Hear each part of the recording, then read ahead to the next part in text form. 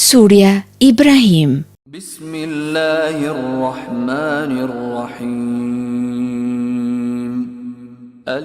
Me emrin e Allahut, të gjithë mëshirshmit, mëshirplotit. Elif, Lam, Ra.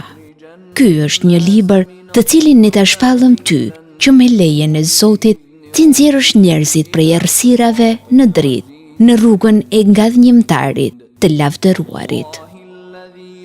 Në rrugën e Allahut, të cilit i përket gjithçka që gjendet në qiej dhe në tokë, mirë mohuesit për dënimin e ashpër që i pret. Mirë ata që e duan më shumë jetën e kësaj bote se atë të botës tjetër, që i pengojnë njerëzit nga rruga e Allahut dhe që kërkojnë në të diçka të shtrembëruar.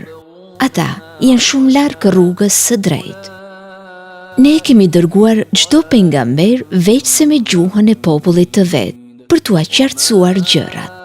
Allahu e lë në humbje atë që dëshiron dhe udhëzon në rrugë të drejtë atë që dëshiron. Ai është ngadhnjimtari dhe i urti. Ne i dërguam Musan me argumentet tona dhe me urdhrin. Nxirre popullin tënd prej errësirave në dritë dhe kujtoju atyre ditët e Allahut. Vërtet, këtu ka argument për çdo durimtar e mirënjohës. Musai i tha popullit të vet: kujtoni mirësitë e Allahut ndaj jush kur ju shpëtoi prej njerëzve të Faraonit, të cilët ju ndëshkonin me format më të këqija, ju therrnin bijtë tuaj dhe linin gjallë bijat tuaja. Kjo ishte një sprove e madhe nga Zoti juaj.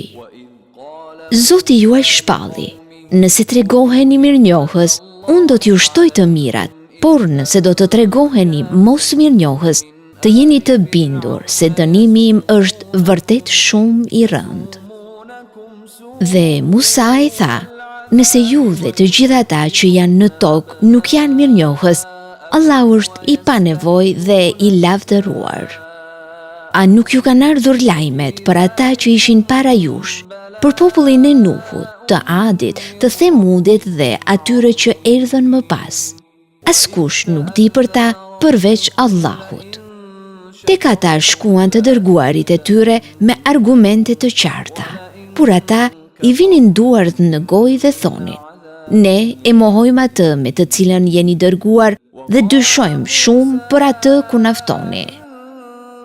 Të dërguarit u thanë: e si mund të keni dyshim për Allahun, krijuesin e qijeve dhe të tokës? Ai ju fton për t'ju falur gjunahet dhe ju jep afat deri në kohën e caktuar. Ata u akthenin: ju jeni veç se njerëz, ashtu siç jemi edhe ne. Ju dëshironi të na largoni nga zotat që adhuronin prindërit tanë. Atëherë, na sillni ndonjë fakt të qartë. Të dërguarit u thanë: ne jemi veç se njerëz, sikurse edhe ju, por Allahu i adhuron mirësitë kujt të doj nga robët e vet. Nuk na takon ne t'ju sjellim ndonjë argument përveç se me dëshirën e Allahut. Vetëm Allahut le t'i mbështeten besimtarët. Përse të mos i mbështetemi Allahut kur ai na ka udhëzuar në rrugën tonë? Ne kemi për t'i duruar mundimet që na bëni.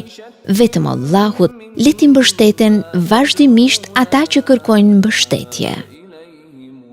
Mohuesit u thoshin të dërguarve të tyre: ne do t'ju dëbojmë nga vendi ynë, ose ju do të ktheheni në fen tonë.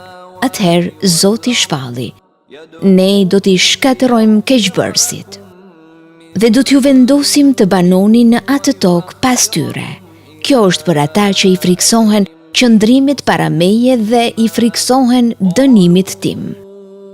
Ata kërkuan ndihmë dhe çdo kryelar të inatçor përfundoi në shkatrim. Përpara tyre është xhehenemi, në të cilin u jepet për të pirë uji i val e i qelbët. Ata do ta gjerbojnë atë, por nuk do të mund ta gëlltisin. Vdekja u vjen nga të gjitha anët, por nuk vdesin. Ata i pret një dënim shumë i rëndë. Ja si është shembulli atyre që mohojnë Zotin e tyre. Veprat e tyre janë si pluhuri, të cilin era e shpërndan në një ditë të stuhishme. ata nuk do të përfitojnë asgjë nga veprat që kanë bërë. Kjo është një humbje e madhe. A nuk e shikon ti se Allahu i krijoi qiejt dhe tokën me urtësi? Nëse dëshiron, ai ju zhduk ju dhe sjell një krijim të ri. Dhe kjo nuk është as pak e vështirë për Allahun. Ta të gjithë do të dalin sheshas para Allahut. Atëherë, të nënshtruarit do t'i thonë parisë tyre: ne ishim pasuesit tuaj, a mund të na lehtësoni pak dënimin e Allahut?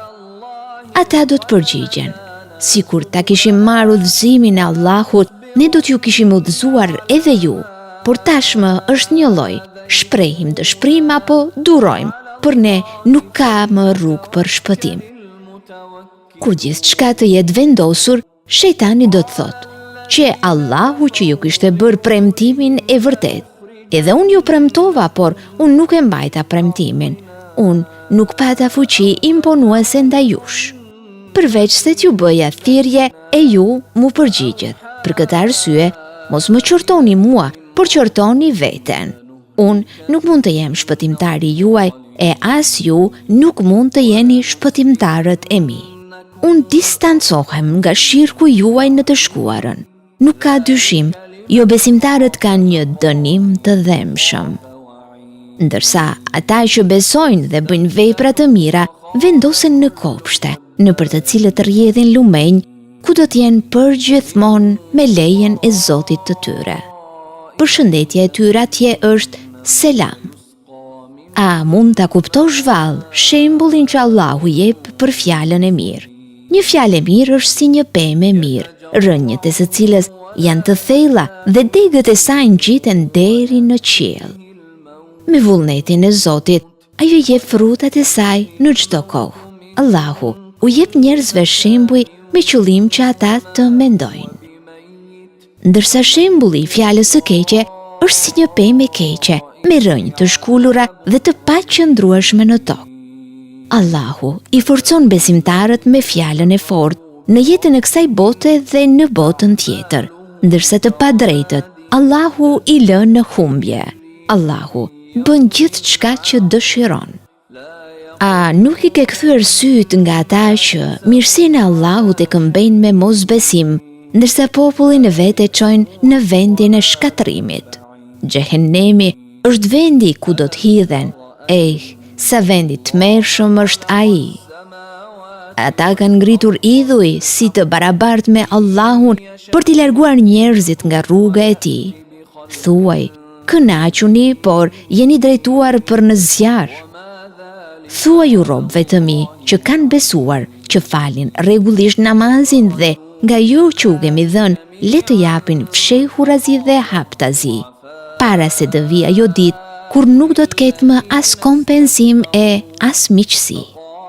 Allahu është ai që i ka krijuar qiejt dhe tokën dhe që lëshon ujë prej së larti dhe me të bën fruta si ushqim për ju. Është ai që ju ka vënë në shërbim anijet që lundrojnë në det me urdhërin e tij. Edhe lumenjt është ai që i ka vënë në shërbimin tuaj. Ai e krijoi për ju diellin dhe hënën, që vazhdimisht lëvizin dhe bëri për ju natën dhe ditën. Ai ju jep nga gjithçka që kërkoni, edhe në qoftë se përpiqeni t'i numëroni të mirat e Allahut, nuk do të mund të arrini t'i numëroni ato. Vërtet, njeriu është i padrejtë dhe shumë mos mirënjohës. Kujtoni kur Ibrahimi tha: "O Zoti im, bëje këtë qytet të qetë të sigurt dhe më ruaj mua e bijtë e mi nga adhurimi i idhujve." O Zoti im, ata vërtet kanë devijuar shumë njerëz. Atëherë, kush më pason mua, ai është i imi, e kush nuk më bindet mua, por ti je me të vërtet falës e mëshirëplot. O Zoti ynë, unë vendose një pjesë të familjes sime në një lugin ku nuk ka bim, pranë shtëpisë sate të shenjtë që ta falin rregullisht namazin, o Zoti ynë. Prandaj, bëj që zemrat e njerëzve të mbushen me dashuri për ta dhe furnizoj me mirësi për të lavdëruar me mirënjohje. Zoti ynë, s'ka dyshim se ti e di atë që ne fshehim dhe atë që ne shfaqim haptazi. Allahut nuk mund t'i fshihet asgjë në tokë dhe në qiell. Falënderimi i takon Allahut, i cili më dhuroi mua në pleqëri Ismailin dhe Ishakun. Vërtet, Zoti im është dëgjuesi lutjes. O Zoti im, më bëj mua dhe pasardhësit e mi nga ata që kryejnë namazin rregullisht dhe pranoje lutjen time, o Zoti ynë. O Zoti ynë, na mbulo me faljen tënde, mua, prindërit e mi dhe të gjithë besimtarët ditën kur të jepet llogaria. Kurse si mos mendo se Allahu është i pakujdesshëm ndaj veprimeve të keqbërësve. Ai është vetëm duke u dhënë afat deri në ditën kur sytë e tyre të shtangen nga tmerri. Ata janë duke vrapuar me kokat lart, me sytë e tyre të hapur e të papulitur, me zemrat e tyre të zbrasta.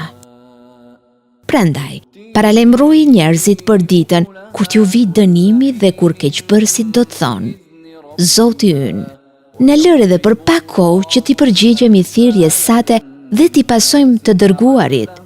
Po, a nuk e kishit zakon të betoheshit më parë se nuk kishit për t'u larguar kur nga mirësitë e kësaj dynjaje?